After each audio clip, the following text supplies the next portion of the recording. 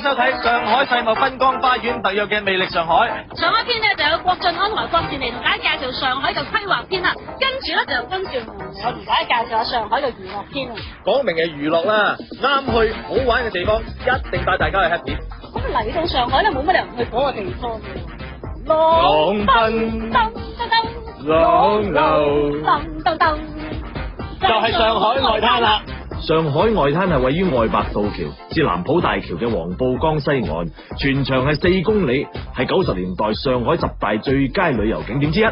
由於黃浦外灘可以望見浦東同埋浦西兩岸嘅建築特色，成為嚟上海旅遊人士嘅必經之地。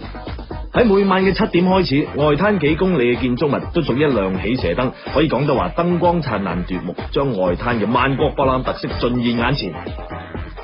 日頭嘅外灘氣勢不凡，咁黃昏嘅外灘就夠晒浪漫，而夜晚嘅外灘咧就絕無璀璨，即係各有特色、各有優點嘅。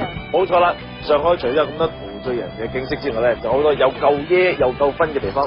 有幾嘢啊？啱唔啱我呢啲咁嘅年輕人玩咧？你啊，老少咸宜，合家歡啊！跟我嚟啊！好啊！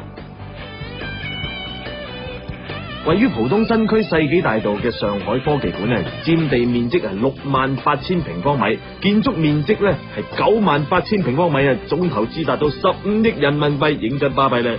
你既然咁巴閉咁架勢，咁究竟有咩玩先？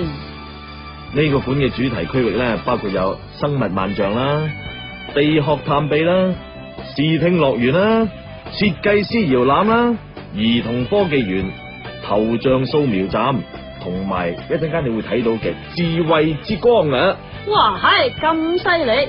嗱，喺呢個智慧之光嘅主題區入邊呢，有接近100項嘅互動產品，而各項嘅科技都分別顯示出數理生化等學科嘅基本原理，同埋啲有趣嘅現象，極具探索嘅精神，真係啱晒啲好奇嘅年輕人，好似我同你咁啊！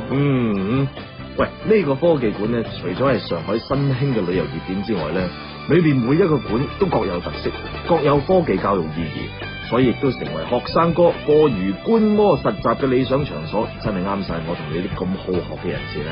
當然啦，當然啦。哇，好靚女喎你。使乜講？係咪特技嚟噶？嘿，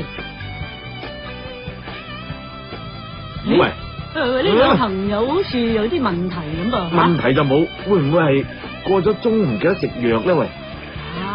不過我諗兩樣都唔係，人哋喺度玩緊守龍門噶。唉，你唔講真係唔知啦。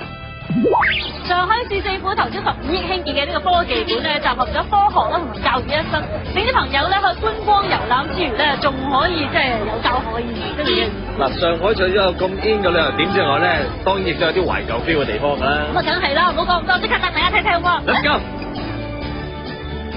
講到上海嘅旅遊名勝，又點能夠唔嚟豫園城隍廟咧？呢度四周圍嘅建築物真係夠晒古樸，襯晒呢個江南園林嘅懷舊特色。至於店鋪入邊所賣嘅貨品，大部分都係字畫、玉器、文房四寶同埋一啲古舊嘅飾物。除此之外，當你行得攰，仲有一笪好地方俾你飲茶噶。可以嚟到呢咁詩情畫意嘅地方，坐低飲啖茶，好包食都係。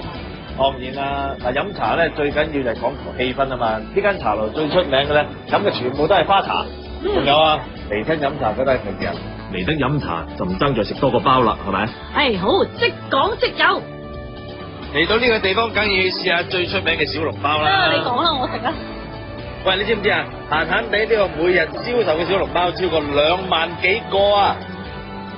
唔怪得知咧，我都未食落口，就係啲汁咧都咁好味，怪不得賣成2千幾籠咁多啦。我好食啊！喂，上海好玩嘅地方實在太多啦！下一集咧，我哋會介紹上海嘅年輕人最中意去嘅地方，同埋好似你啲咁嘅靚女最中意去嗰條街。哎呀，咁就係邊條街啊？就係上海嘅 shopping 街。哦，我知慳識點 shopping 唔啱我嘅。真係喜歡你唔係冇原因嘅。呢集時間差唔多啦，下一集再見，拜拜。